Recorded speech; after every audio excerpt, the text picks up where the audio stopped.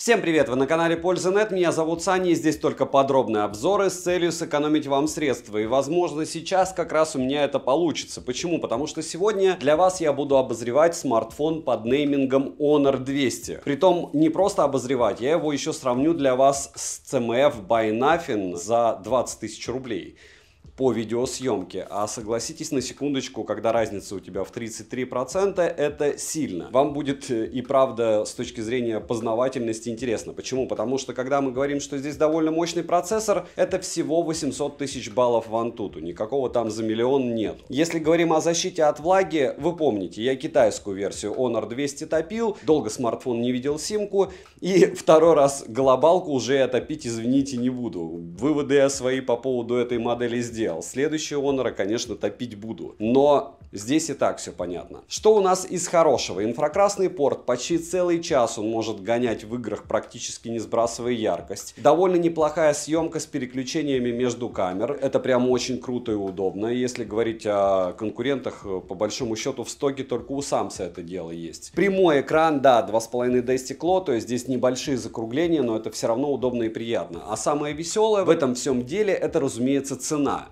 Потому что так дропнуть ценник они не могли ни на что, кроме этих двух моделей с довольно странным дизайном. Honor 200, 200 Pro. 200 Pro я точно покупать не буду, потому что он провалил все мои тесты. В китайской версии не думаю, что в глобалке что-то будет лучше. Это дело великолепно проходит все. То есть по стабильности работы это прям вау. Разумеется, все бенды, разумеется 5G, разумеется две симки, разумеется eSIM, NFC и вообще все, что только можно. Хотя на тоненького. Почему? В конце расскажу. Смотрим. 7 обзоров в неделю выгружаю и ежемесячно разыгрываю по одному смартфону Poco X6 Pro. Для участия в розыгрыше необходимо просто подписаться на YouTube канал с колоколом, оставить любой комментарий больше 5 слов, и либо в комментарии, либо в описании своего канала указать свое имя в Телеграме. Присутствовать на стриме для этого не обязательно. Начнем. Распаковка. Поставляется эта модель в такой же белой коробке из плотного картона, как и китайская версия. На коробке есть название и краткие характеристики модели. В комплекте у нас блок питания на 100 Вт, но я нагрелся и купил его без евровилки, так что вы уточняйте у продавца, что за версия вам будет идти. Кабель для зарядки с USB-A на Type-C, смартфон, наклеенная защитная пленка, ключ для извлечения слота под 2 сим-карты и документация. Отдельно хочу отметить, что чехла нет. Весит модель 189 граммов, а габариты 162 на 74 на 11 мм и 8,1 мм без блока камер. Приобрести смартфон можно в черной, белой и зеленой расцветке. Розовую в продаже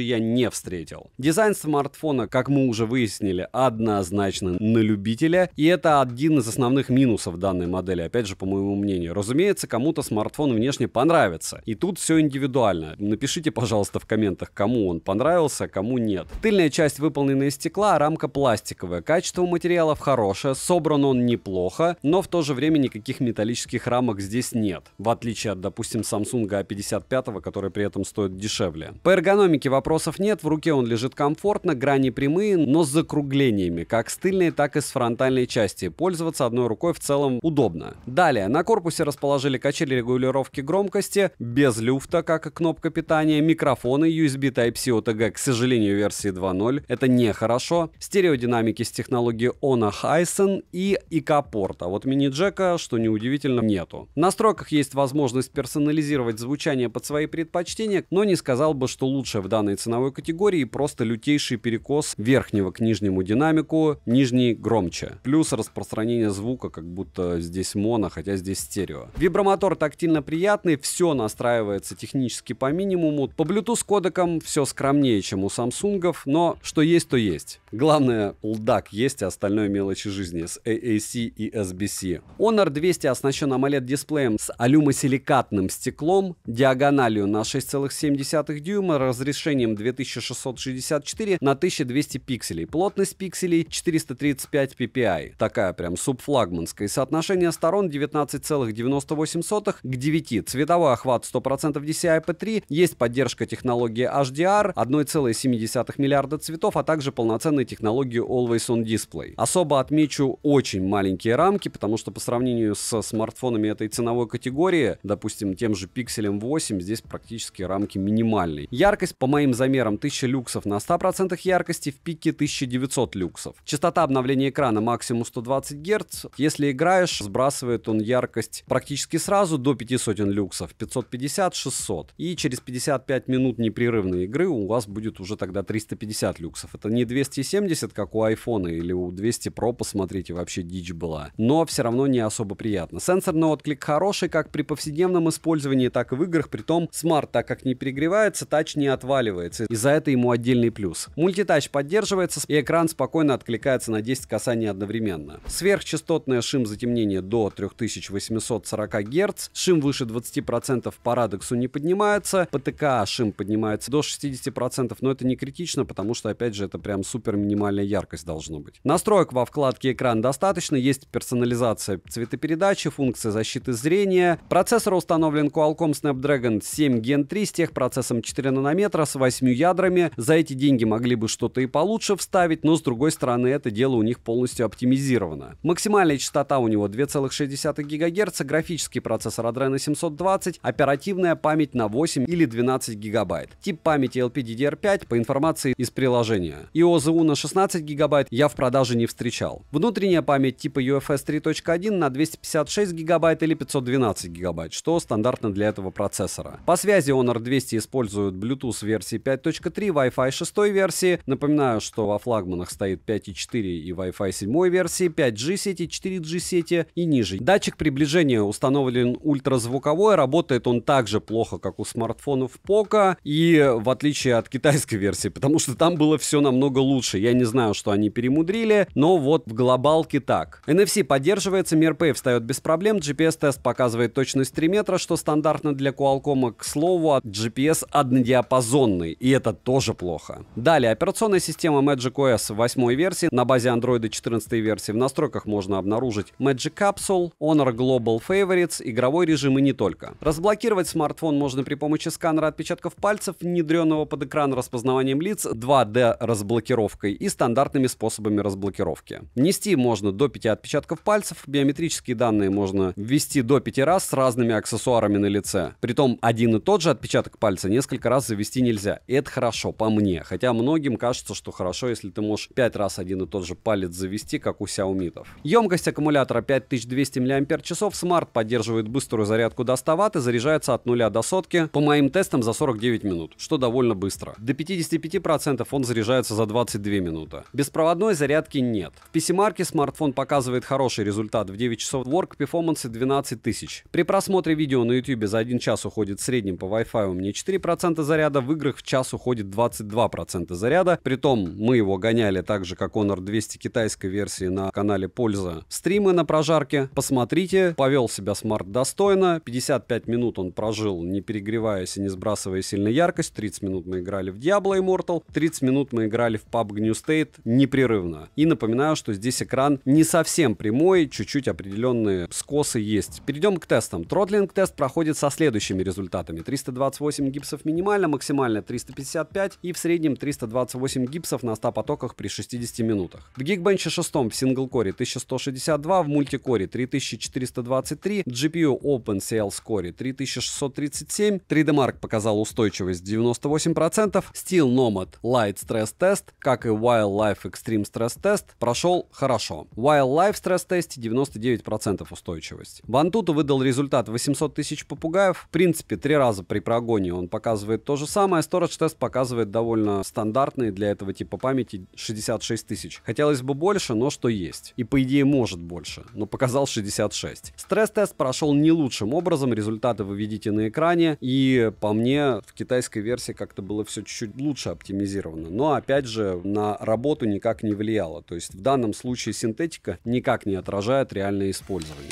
Переходим к камерам. Основной сенсор Sony IMX906 на 50 мегапикселей с апертурой 1.95, оптической стабилизацией и разрешением максимальным для видеосъемки, к сожалению, только 4К 30 FPS. Хотелось бы 60 FPS, но что есть. Сверхширик на 12 мегапикселей с макрорежимом, цифровой стабилизацией, углом обзора в 112 градусов и апертурой 2.2. Также телеобъектив Sony IMX856 на 50 мегапикселей с апертурой 2.4, оптической стабилизацией, 2,5-кратным оптическим зумом и 50-кратным цифровым зумом. С фронталки установлен сенсор на 50 мегапикселей с апертурой апертурой 2.1, цифровой стабилизацией, разрешением для съемки 4К 30 FPS. По камерам все очень неплохо. В стоковом приложении камера можно найти Harcourt, различные режимы, фильтры, вспомогательные функции, настройки. Также отмечу, что смартфон поддерживает улучшения на базе И в портретном режиме, а для обработки фотографий есть ластик с искусственным интеллектом, которая работает, прямо скажем так, себе. Регулировка боке с выделением основного объекта, улучшение изображения при различном освещении и так далее. Подобное есть не только в этом смартфоне, да и работает, повторяюсь, это дело некорректно. Отдельные программы, если скачивать, и если вы умеете ими пользоваться, справятся намного лучше. Или тот же Photoshop на компьютере. В сравнении с смартфоном CMF, если говорить про ночную видеосъемку, на основные сенсоры, то разница заметна в основном в детальности изображения. У CMF детальность выше и лучше. В остальном все довольно близко, что можно сказать и про фронтальные сенсоры. С ярким искусственным светом ночью также лучше справляется CMF смартфон. Но он тоже не идеален, просто в сравнении с Honor 200, как по мне в плане видеосъемки, на основной сенсор он отрабатывает корректнее. Вот и вся магия электронов, хотя Honor дороже намного. Короткие примеры и сравнения вы сейчас увидите.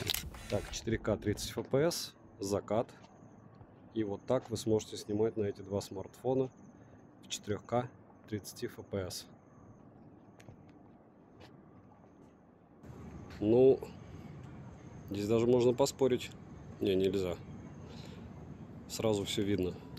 Как говорится, за буквально 30 секунд who is who сразу ясно. Ну и 4К 30 FPS. Ночью магии не произошло. Но опять же, это очень-очень полезно смотреть на подобное. Потому что будете понимать, за что переплачиваете иногда. Ну что, 4К 30 FPS, Honor без АИ. И вот так плавненько, если снимать, вы сможете снимать. Ох ты, ёшки. Вот Honor без чехла — это вообще неразумная тема. Он у меня почти сейчас улетел. Очень скользкий. Но глобалка идет без чехла. Кстати, Honor может еще на ультраширик переходить. Это все в 4К 30 FPS. Разумеется, нафиг его нет. И вот сейчас 4К 30 FPS против 1080p 30 FPS. Насколько хорошо вы сейчас видите.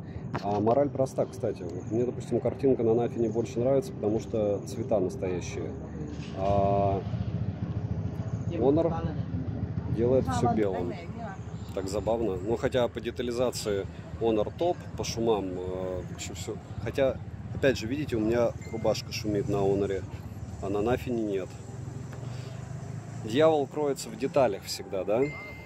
4К 30 FPS, надо мне перекрикивать вот эту вот музыку. Понятно, что это кавер, но мне по-любому накинут запрет монетизации, если вы будете слышать штуки, которые здесь играют. Вот так вы сможете снимать 4К 30 FPS нашего коня. Кстати, у Honor сейчас были лютейшие глюки с фризами. Я допускаю, что эти глюки с фризами были у меня только на экране, надеюсь, вы их не видели.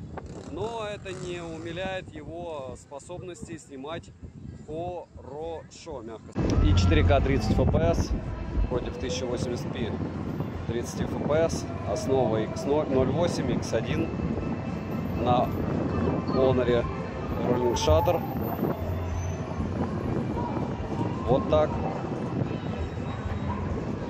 Ни тот, ни другой прям супер ничем не отличается, но у Honor есть ощущение, что есть стабилизация. И опять же, да, 4К это все-таки не 1080p, но с цветами у него беда прям, особенно вечером. Сейчас подсветку врубил. Ну вот, 4К 30 FPS против 1080p 30 FPS. Ночью лучше 60 FPS не включать. Rolling Shutter. И повторяю, что вам во всяком случае должно быть плюс-минус понятно, как это все дело снимают. Так, ну что, 4К 60 FPS, съемка с двух рук. На Honor отключена тема с шумоподавлением. Так, что у меня не работает. И будем надеяться, что я не разобьюсь. Ну, во всяком случае, это все из эксперимента. Так, что с Honor? Вот смотрите, я никак не понимаю, почему люди ругаются, что, ну, допустим, ультраширик и телевик.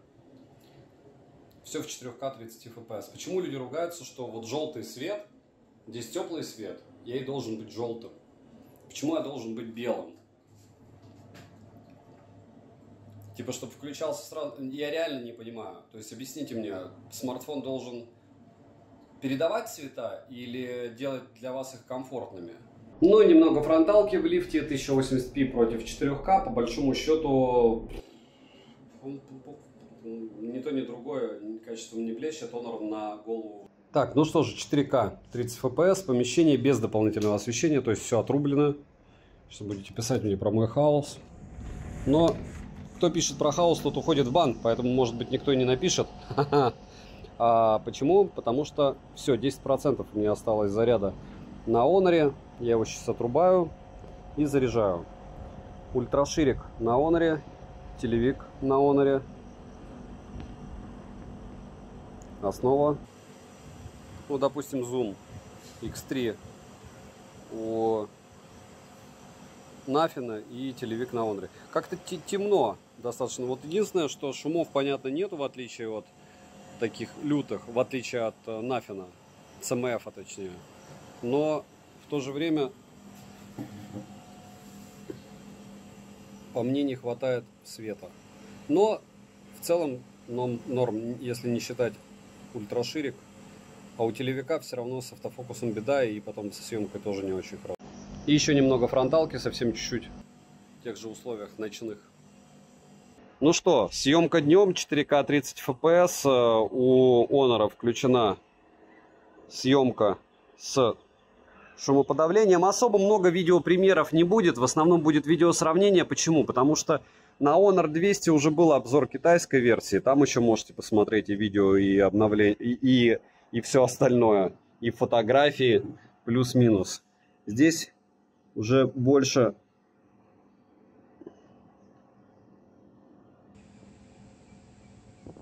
про цвета. Про цвета почему? Потому что в фотках Honor конкретно перекручивает, что в видео будет, я не знаю. Сейчас переключил на ультраширик, сейчас X10 и X10 на CMF. Но это небо и земля, да? И на 1X1 вот так сможете снимать днем. Так, основа по катушке на Honor 200 глобальной версии, с которым я нагрелся с зарядником, но я думаю, вы уже видели в обзоре. На основе, так, разумеется, не делаем в движении, но зато вы можете по камере сравнить в тех же условиях, каждый раз накатываю. И не пишите мне, что вау, зачем Nothing? Nothing на десятку дешевле. И все-таки шаг, видите, между 19 тысячами, там, 20 и 30 тысячами, он огромный. А вот это почему здесь в Индии, здесь не Индия, но некоторые люди ощущают, как будто они в Индии. Так, вот так ультраширик, и в целом вот так вы сможете снимать. И если снимать без сравнений, вот он основной модуль, ультраширик, он почти у всех ужасен, и телевик в лифте. Если брать иксы, допустим, мне не получается у меня, вот, все получилось, X10, предел, и ультраширик, и X10. И как вам плавность? Не самая плохая, кстати. Так, ну что, как мы все любим, основной модуль 4К 30 FPS, но единственное с дополнительным освещением. Ультраширик, ой, это телевик, уже все. Уже все. Возраст дает о себе знать. Так, основа, еще телевик. Мне не нравится, как он вблизи снимает, если чуть отдалиться, чуть лучше. Основа снимает. Насчет фокуса, как мне многие говорят, у меня и сейчас не включен. Сейчас я включил шумоподавление. Вот сегодня мне уже говорили по поводу фокуса на Honor, что я не тыкаю. Я все тыкаю, и при видео тоже. Вот сейчас я специально тыкнул, потому что с фокусом у глобалки мне нравится все меньше, чем у китайской версии. Опять же, возможно, это временное явление. Удобно то, что, разумеется, как и там, можно благополучно. Сейчас, кстати, шумоподавление выставлено. 2.1, 1.8, 1.1. И вот ультраширик. Вот он один. Основа. Ширик. Так вот. Удобно то, что плюс-минус одинаково неплохо. Удобно, что есть шумоподавление. Удобно, что есть телевик. Но видите, как фокус он теряет? То есть я чуть-чуть подвинул его. И все, он потерял фокус. Хотя, опять же, я делал сам вручную на него акцент. Можно включать фронталку. Можно, самое главное, вот сейчас я включу на паузу. И вот продолжил я как раз, когда кофе пошло. Надо отрубить плиту и поснимать. Видите, пар. Говорю, с фокусом мне не особо нравится. Примерно такая же история, понимаете, контора одна. Вот у Huawei есть проблемы с фокусом, вот хоть убейте меня. И они уже 5 лет. И плюс-минус у андроидов также. Он же все равно на 12-м андроиде у нас Huawei. Honor, напоминаю, тоже. Потому что в рекламе забывают сказать, что они тоже на андроидах. Так все время пиарят, что вот независимый бренд на андроиде. Так вот, у них с автофокусами всегда... Вот сейчас хотя все хорошо, видите, хотя двигаю в плоскости. А вот если отдалять, приближать, все, он уже начинает уставать. Но не активно. Так, стоп. Все. Или я обольюсь. Хорошая съемка, хорошая. Есть из чего нарезать. Но так, чтобы сказать вот одним кадром, как у некоторых флагманов, конечно, здесь не получится. И 30 FPS это 30 FPS, все-таки это не 60. Ну и еще раз, без сравнений, это основа. Ультраширик.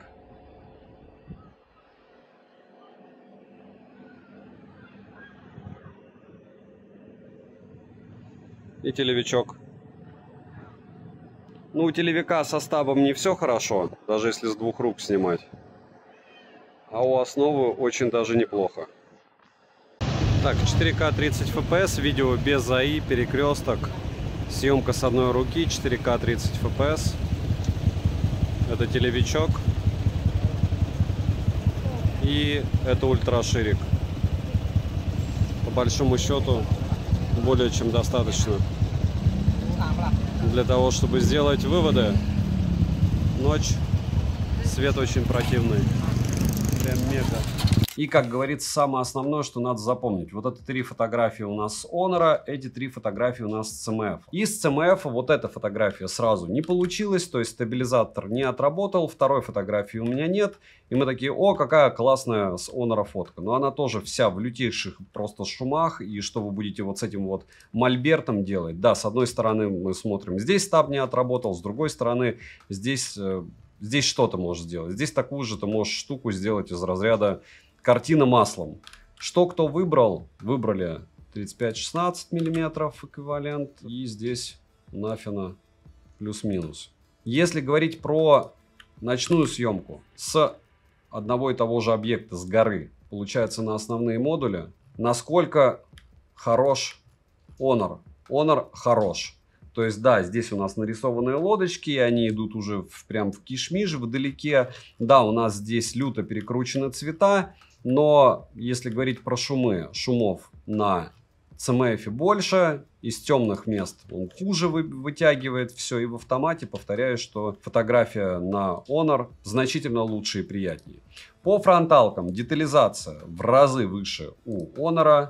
Можно долго говорить, что у Honor она выше, если бы я не ошибся сейчас с тем, что вот эта фотография с Нафина. Как так может быть? Вот это алгоритмы называется, да? Вот эта фотография с Honor, вот эта фотография с Нафина. Все исходники можете скачать в моей личной телеге. То есть здесь по вот этим 3 фотографиям сказать, что Honor просто ушатывает Нафин, нет. Просто они оба не фонтан. И сказать, что кто-то кого-то ушатывает, я, к сожалению, не могу здесь. Что, смотрите, вот этот CMF, как я помню, Нафин. Очень неприятное количество морщин, как у меня и должно быть. И все, даже структура рубашки очень близка. Это какого-то непонятно лешего с каким-то лутом. Honor. Рубашка значительно лучше отрисована. А вот по лицу я вам скажу, что вот это как будто с бьюти-режимом, но он без бьюти-режима. И повторяюсь, это Honor. Насколько это плохо? Плохо. Видеопримеры также смотрите. Здесь дальше фотография, которая должна быть хорошей на одном и на втором смартфоне. И здесь идет вкусовщина. Почему? Потому что по большому счету, вот что вам приятнее глазу, по размытию, опять же, по тому, как фигурки вырезаны, по детальности их, то и выбирайте. По цветам я вам скажу, что ближе по цветам Nothing.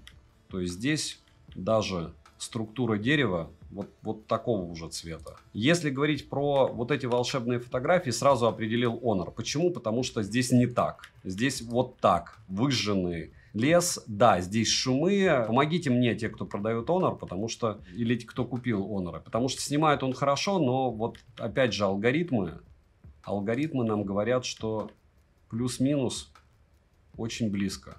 Вот. Не забываем, что у Honor больше сенсоров, не забываем его возможности камер по видеосъемке, но в целом помним, что как камерафон он будет ушатан, если CMF его ушатан по полной программе пикселем 8А. Да, у вас все среднее, но оно прям в этом-то и смысл, что среднее. И разницы особой ты можешь не ощутить даже со смартфоном за 20 тысяч. Минусы: адаптер питания не с евровилкой, старый разъем Type-C, шим у экрана, плохой датчик приближения, который вполне возможно будет вас конкретным образом бесить, неметаллические рамки, дизайн на любителя. Цену можете посмотреть по ссылке в описании к видео. Не забудьте подписаться на телеграм-канал скидок взаимопомощи и мой личный телеграм-канал по ссылкам в описании. Honor стабильно пытается любыми способами и средствами свои смартфоны продать, потому что сначала они улетают в небеса со своими ценами, а потом сталкиваются с жесткой реальностью, что ликвидность у этих смартов печальна. То есть, несмотря на то, что Honor Magic 6 Pro, для примера, супер-мега в DxO марке, ну, уже на него цена дропнулась в 2 раза. На какие еще смартфоны со старта продаж флагманы дропалась цена в 2 раза быстрее, чем выйдет новая модель, я таких не знаю, только третья эшелона. Даже Samsung этим делом не грешат. Хотя, опять же, смотря как смотреть. И резюмировать я бы хотел довольно просто. Какого лешего здесь датчик приближения глючит жестче, чем в Poco? Мягко сказать, ужас.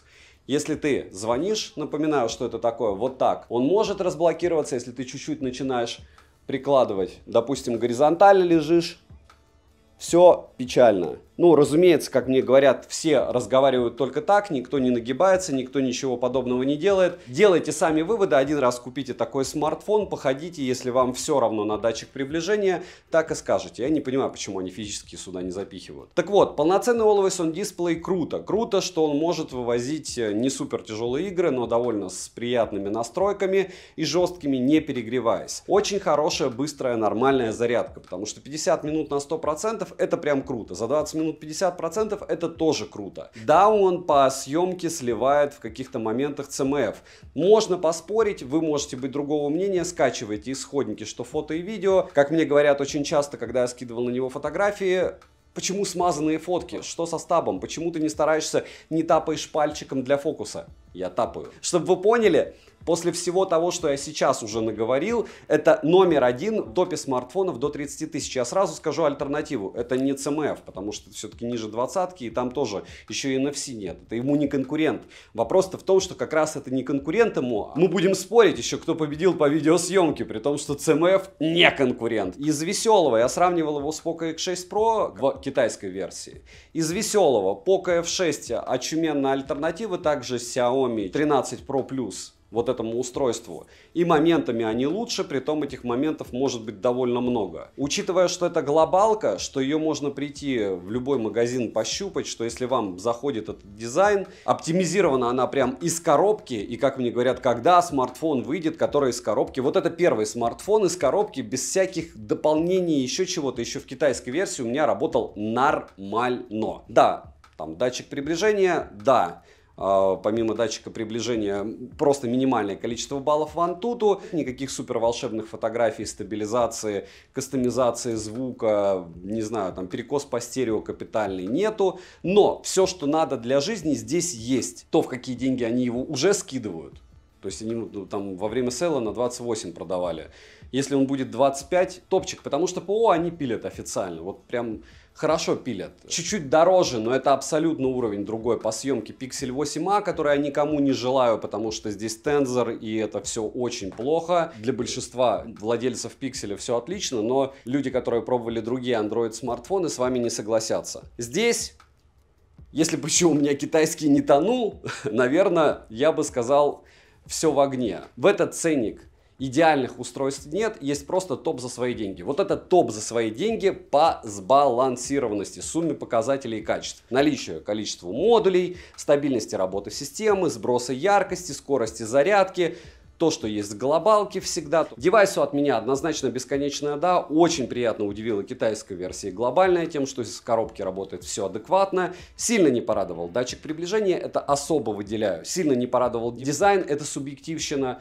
Не порадовали материалы, но, опять же, они чем-то должны от материнской линейки Huawei отличаться. Там прям материалы топ, цвет, блеск. Здесь у нас, конечно, металла нету. И напоминаю, что на смартфон будет 3 обзора. Один обзор прожарка уже есть на канале для стримов, где мы его жарили в онлайне и 3 раза проводили антуту и общались по поводу этой железки в принципе. Второй обзор будет одним кадром, как я и делал с китайским смартом, когда я буду ходить о нем и рассказывать, снимая же на него. И вот сейчас обзор, который вы видите. Читайте комментарии, делайте выводы по поводу всех смартфонов. Подобная схема.